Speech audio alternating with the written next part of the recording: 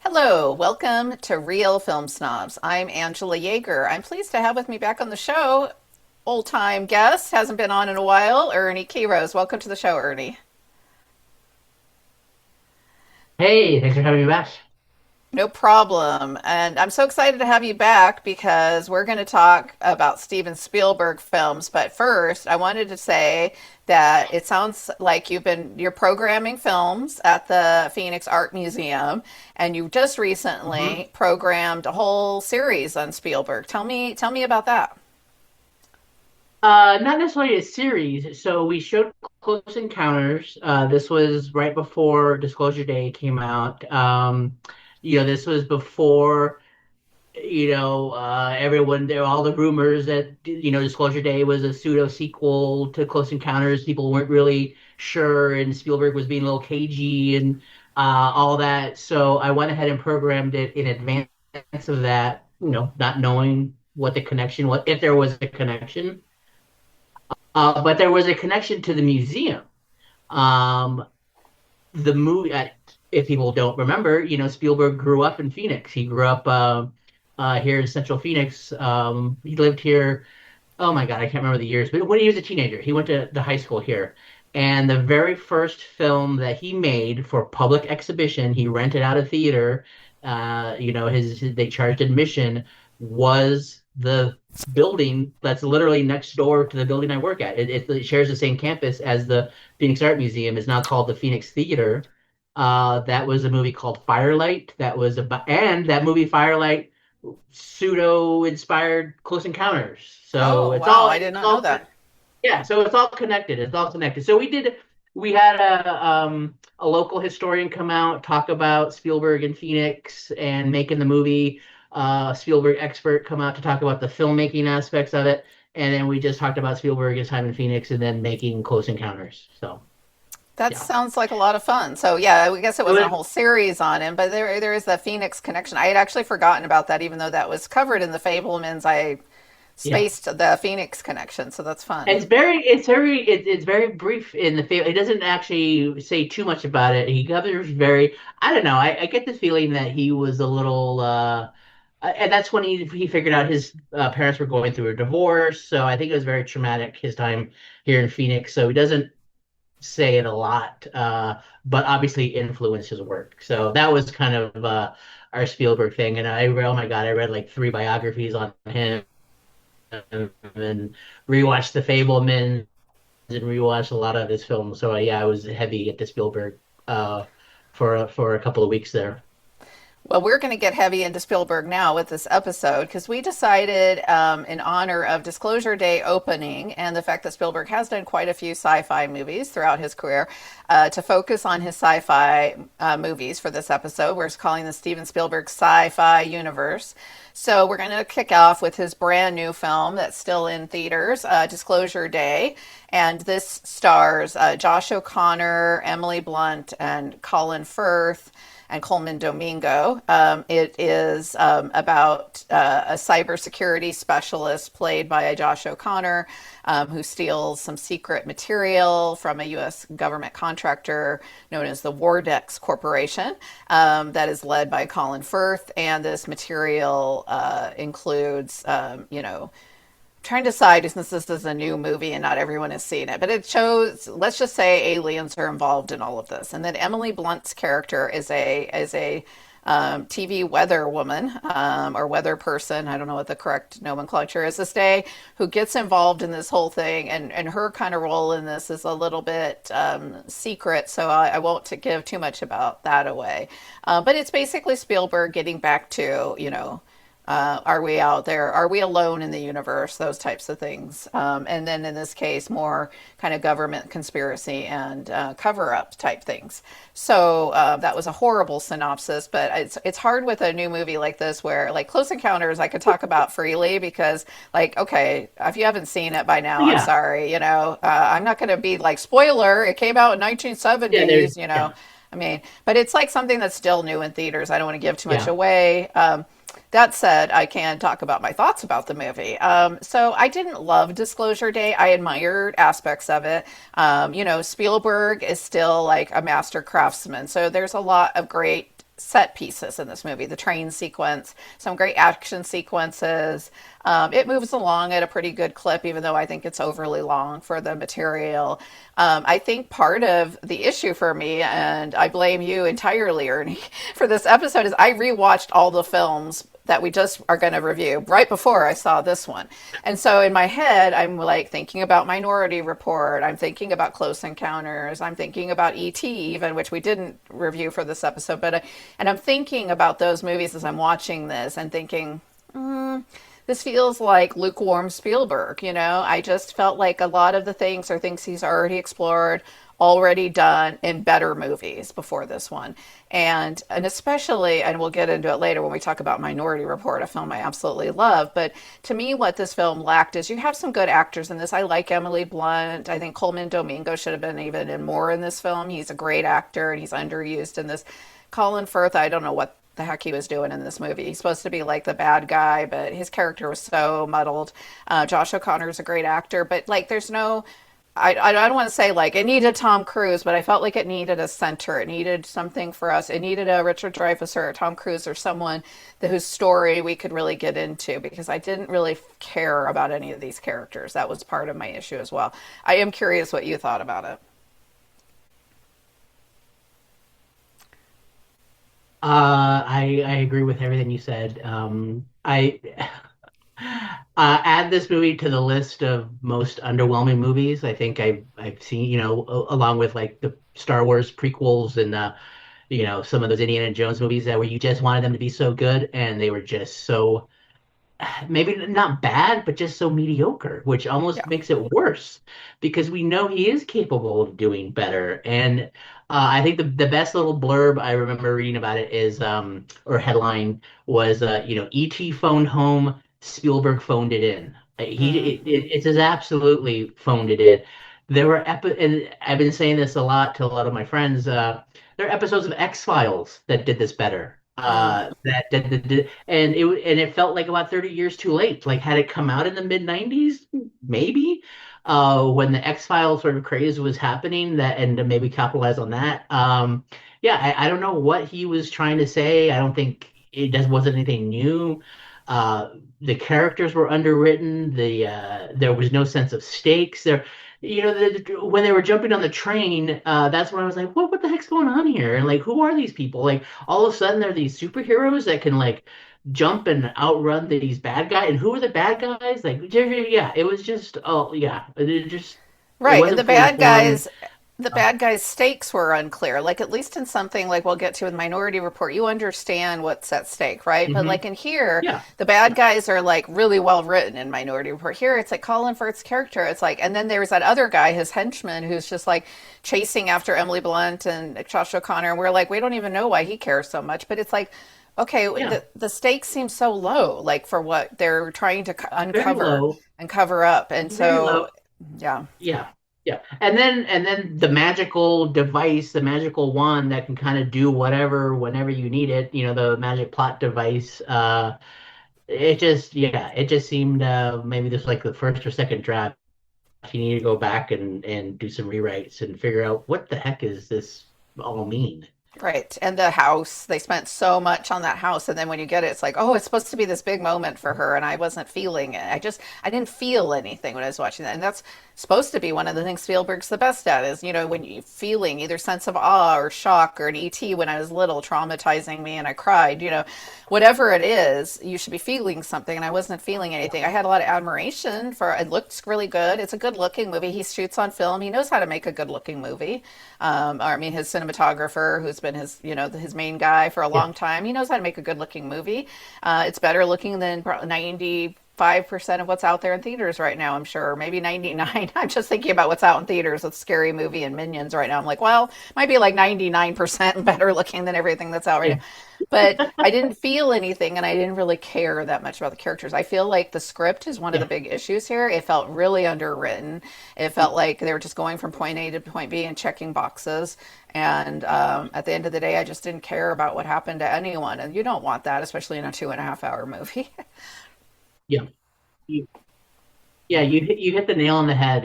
No sense of wonder, no sense of awe, which that's the patented Spielberg awe. The moments of awe. There just wasn't that, and you didn't feel that.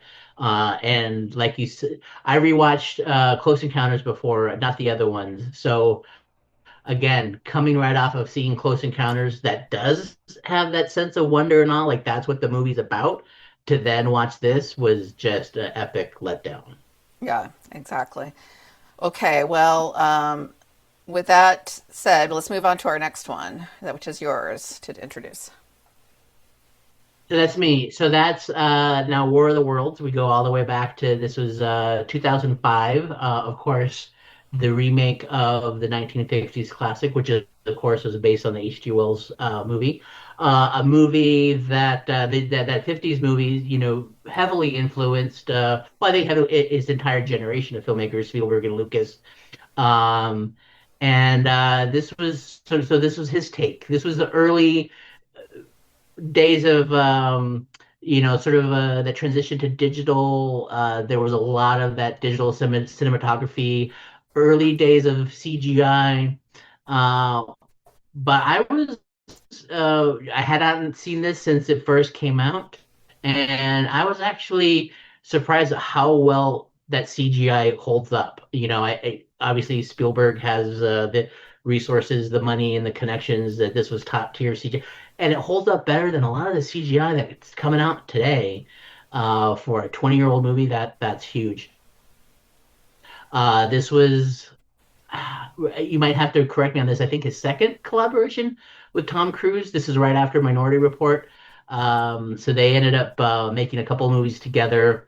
And again, this is Tom Cruise, sort of maybe at the height of his stardom. He's the father, divorce. Of course, there's a divorced family. It's a Spielberg movie, so it's got to have a divorced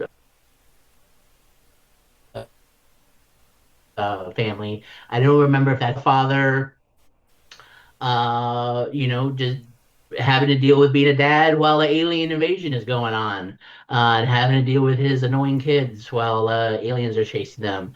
Uh, yeah, no spoilers. I think people know the ending. That the aliens were doomed from the very beginning, and that they end up surviving. So, for my money, I think this does hold up. Some of the I don't know. The characters are all annoying. They're all very annoying, which I get. They're supposed to be annoying. The parents are annoying. They're dealing with their dad. Uh, Part of it is again divorced family. Like, do we need to see that again?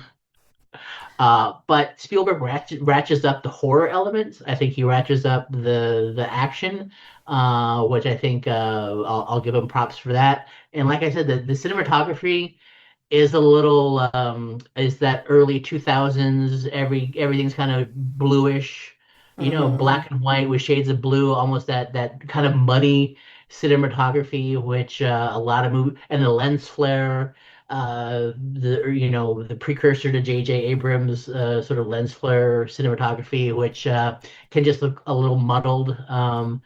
But for a good chase movie, and compared, like what you said, compared to what's out right now, It's it, practically brilliant, yes, yeah, compared to that. exactly. You But know, I would say this is middle of the road Spielberg. I would say middle of the road Spielberg. Middle of the road. Yeah, I would agree with that. Although I have to say, It's aged better than I expected. I actually reviewed this. This is how long I've been around on Real Film Snobs when it came out in theaters, and I remember giving it a pretty lukewarm review.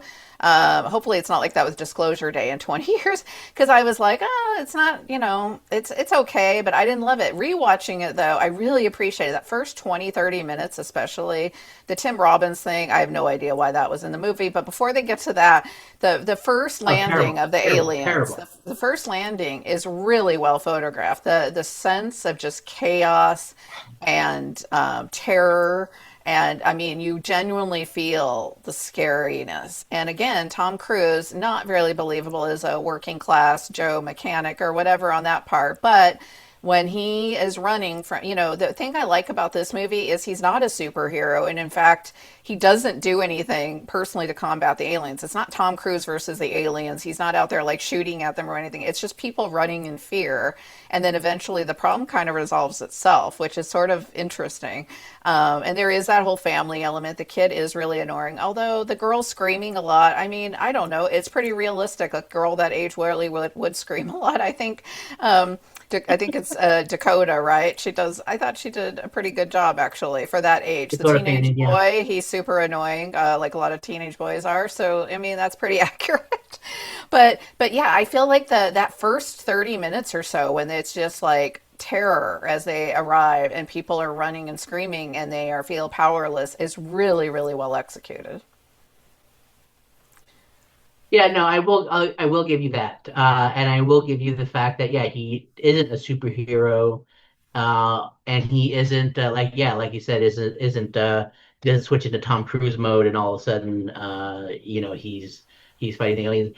Yeah, the ending, I don't know. I mean that's the movie, or that's the novel. The ending where like, it was a virus, ha ha ha, like all along, and it just magically resolves itself. Yeah. I mean, what can you do that's in the novel? Well, they could have So, rewritten it. I but a mean, lot he's of re it, I mean, yeah. well, yeah, I don't know, but just a lot of it just does. If you think about it for more than 2 seconds, it doesn't make sense. Like they were buried there the whole time, and they've dug subways and they've done excavations and digs and big basements and they've never come across an alien ship before. And how long were they buried? And there's just a lot of things if you want to get nitty picky, whatever. And but you know what? It was fine. It was fun. Yeah, I think the Tim Robbins character is definitely a weak point. I understand it's in the book, but it kind of makes the film feel like it stops all of a sudden, and also then Yeah. it gives it this whole other. It's like, oh, we're in another movie all of a sudden. That's what it feels like in terms of the Yeah. filmmaking here. But And I do remember a lot of the dialogue. This is 2005, so this is just right after 9/11, and I do remember a lot of the dialogue around the time of this was like a way to process sort of the trauma of 9/11 and yeah, terrorist attacks and just kind of how it felt. So to your point, that first 30 minutes does feel like something like a terrorist attack and like what you would just this overwhelming sense of helplessness and you don't know what to do and it's just chaos. So you do I can kind of understand that a little bit of that. okay. Well, let's get to our next one because this is the last two are the best films, and I can't wait to discuss them. So So yeah, so this was 2002. This is Minority Report. This was I guess you say the follow-up to AI. So this is sort of represented a little bit of a return to the Spielberg sci-fi roots. If you He kind of started making some more of the fantasy kid-friendly stuff, and then his early 2000s with AI back to back within Minority Report and the War of the Worlds sort of started making just good classic sci-fi stuff. And so Minority Report, based on a Philip K. Dick novel about the precogs, these uh, would you, I mean, what's the term they have premonitions. This takes place in the future. This is like I can't remember exactly 50 years in the future where all crime is stopped because these precogs can predict crime and Tom Cruise is part of this pre-crime force that works with the precogs to stop crime before it happens, particularly murder. But the system is flawed. And of course, he's set up, we're right before the system is to go nationwide. He's set up to be a murderer, and he has to figure out exactly what's going on and somebody tinkering with the system. So yeah, overall, I thought this was again, this is like the early 2000s, that CGI that holds up remarkably well. That's again, we're amazed at how well it holds up compared to CGI of today. A lot of stuff, this is 2002, a lot of the stuff that they predicted has already come true. I think Spielberg said he met with like futurists and tech people to think about what will the world look like in 50 years, and a lot of it is true. Like the ID scans, scanning your eyeballs and sort of custom ads and like algorithms feeding into you, surveillance systems, government overreach, government surveillance was all there. So yeah, there's a lot of really good ideas. I think it's well executed, and I think of the four films, uh, probably his Close Encounters, so maybe his second strongest. Um, and I think again holds up well, and a lot of the stuff that he predicted has come true. Yeah, really terrific film with a great performance by Tom Cruise at the center. The first time he runs, I was like, "Go Tom, go!" We all love to see Tom run. And Samantha Morton is one of the main precog that ends up sort of helping him in his quest. And a great turn by Colin Farrell, who is someone who's looking into this program and suspicious of it, and we think he's the bad guy. But there's some great twists. Now, I'll talk about a film this just so it makes Disclosure Day look like such lukewarm water because it's so well written too. I mean, it does look fantastic. I think 2002. It's a good looking movie, but it's so well written because the twists. You don't always see everything coming. The bad guy, and unlike in Disclosure Day, where you're like, okay, what's the motivation here for all the characters? We have like great motivation here. I mean, first of all, Tom Cruise's character, he's the head of this anti-crime, this pre-crime unit, and he's a rock star. Of course, he's Tom Cruise, so he's great at his job. But then when it's turned and he's accused of doing a pre-crime, he's on the run. So we love that. That's got a little Blade Runner aspect to it, right? He's on the run. But then the villain is both of the villains, because there's really two villains in this film in a way. One who's the real villain are really well written and have actual, motivations underlying that are emotional and have some I don't know if you call it justification, but have reason to them and emotional depth. And so there's just a lot going on in this film. And yes, the futuristic aspect of it is really cool, but it's also it's a good action movie. It keeps moving. It's well written, and you have a star at the center who you can't take your eyes off of. And those are all things we were missing in, I think, Disclosure Day.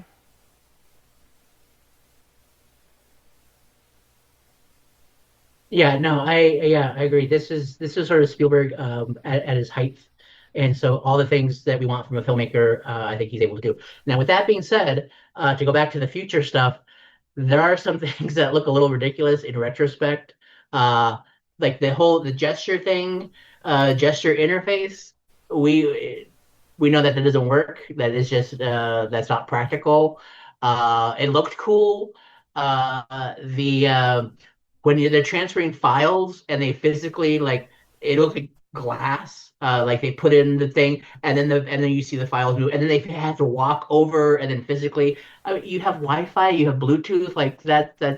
Well, Yeah, yeah, he's not he doesn't have a crystal ball. It's 2002, so what are you going to do? But, it did show but a lot. my biggest hang up was like all the monitors are see-through, like they're basically glass because the camera's on one side and you're looking through the monitor to see what they're seeing and to see them. So that means like the monitor is basically see-through. Imagine working with a see-through monitor all the time and you're seeing what's behind it. I don't know. That You're thinking too much, Ernie. It just looks cool. But exactly, it looks cool because as a filmmaker, how can you show what they're looking at a monitor? You can only, if you show them, you have to put the camera behind them. That's the only way to do it practically. So I don't know that some of those things are just like that's Spielberg as a filmmaker, you know. Right, right. Okay, well, we only have a few minutes, so we want to make sure to get to our last film, which is Close Encounters of the Third Kind, 1977, the film that really launched Spielberg in terms of like having this vision of sci-fi. It stars Richard Dreyfuss as an ordinary family man in the Midwest who, all of a sudden, they start to see signs of alien life, and his family is like, okay, why are you so obsessed with this? And he can't let it go. He becomes obsessed with this idea that there's aliens here, and proving it and seeing it for himself. This again returns Spielberg back to some of his classic issues. You have the really the destruction of the family unit in this film. This is something I'd actually forgotten about it. It's been a long time since I first saw this film, and what I always remembered was Dreyfuss' sense of awe and wonder that you mentioned at the beginning of the show, Ernie, of the sense of awe and wonder about seeing aliens, being like, just in awe of what these of this extraterrestrial life. What this time really hit home for me is a good chunk of the movie is devoted to him and his family just kind of disintegrating, his relationship with his wife falling apart as he becomes more and more obsessed with this idea, and is unable to really just be there for his family anymore at all as a father or as a husband. And it's really kind of sad in a way, but then when he goes off into his journey, I think, one of the theories is that this was Spielberg kind of working out like a parent having to leave, and what would be, what better excuse for your dad to leave the family unit than the fact that he found aliens and went off to outer space. So I think there's some real poignancy to that. Yeah, no. Okay, yeah. The awe and wonder, and this the idea that this Richard Dreyfuss he's not sure what he's doing. Like he doesn't he can't explain it. He just has this overdriving force to like go to this place and he can't quite articulate it because he himself doesn't know. Yeah. And so he's almost as much as lost as his family is. Hmm. But he feels this need, this drive to something, to do something, to like go to he keeps making the mountain to go to find out what that means, and we're along with that journey. Yeah. And I think he does it expertly. And I do like. I mean, I don't know how much people want to get into all the different versions because there's like a director's cut and there's a studio man, where they had him change the ending, and then he felt like when he had kids, he sort of changed the ending, but then in retrospect, he's like, okay, we'll stick with the regular ending. But you're right of where it's basically about a family falling apart and him processing that. And hey, if my family's gonna fall apart, at least maybe I'll find a new family with some aliens or something. Right. Which is, yeah, where it kind of goes. But I also think it's interesting, unlike in some of these, depends on the film. The aliens, depending on the film, in War of the Worlds, they're not so nice. In E.T., obviously, very nice, very cute. Disclosure Day, a little unclear, but seems like maybe probably pretty good. Here, definitely sentient beings who are overall have good intentions from what we can tell.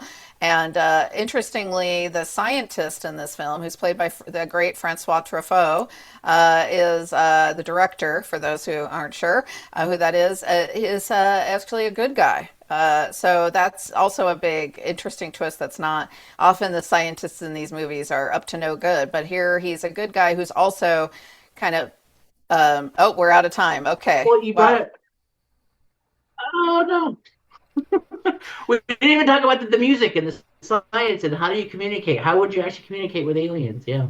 Yeah, the music is a big part of it, which brings us to the end of our show. So watch Close Encounters and Minority Report in that order if you haven't seen them, and then War of the Worlds, and you could probably skip Disclosure Day. I think that's our take on these films. Thanks so much for joining me, Ernie, and thanks at home. Have a great day and great movies.